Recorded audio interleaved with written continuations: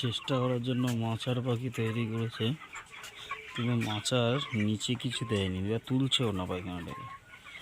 দেখুন বালি দিয়ে রাখছে, যেই কিছুদিন অন্তর অন্তর বালি ফেলে দিচ্ছে, ওর উপর বালি ছড়িয়ে দিচ্ছে, বালি কাঠের ভুসি সব ছড়িয়ে দিচ্ছে অল্প করে, গ্যাস গন্ধটা কম থাকার জন্য। এখন এই আবহাওয়ায় খুব প্রবল পরিমাণে কক্সির চাপটা আসছে। আপনারা একটু পায়খানার দিকে সবাই খেয়াল রাখবেন, যাতে কক্সি রক্ত পায়খানাটা যাতে না আসে।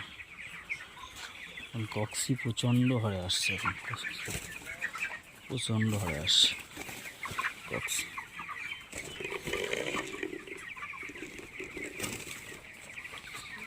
প্রচণ্ড হারে কক্সি আসছে এই সময়টা। কক্সির জন্য আমরা প্রথমত নর্মাল ট্রিটমেন্ট হিসেবে দুধ হলুদটা চালাতে পারি, তার সাথে আমরা অ্যাম্পোলিয়াম বা ভিটামিন K3 ব্যবহার করতে পারি।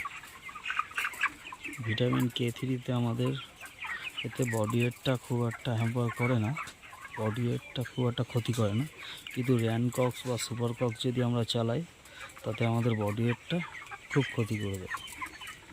কিন্তু যখনই কক্সির ট্রিটমেন্ট করবেন তার সাথে দুধ হলুদটা অতি অবশ্যই চালাবেন, তাতে আপনাদের পাখির বডিটাকে নষ্ট করবে না, মাংসটাকে বৃদ্ধি যেমন হচ্ছিল তেমনই থাকবে, মাংস যেমন কমবে না।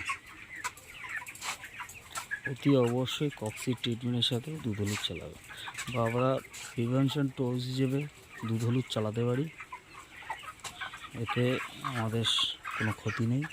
দুধ হলুদ সবসময় অল্প জলে খাইয়ে দেবেন, অল্প জলে, বা যদি জলে খাইতে চায় না, যদি এরকম হয়ে থাকে তাহলে ফিডের সাথে দেবেন।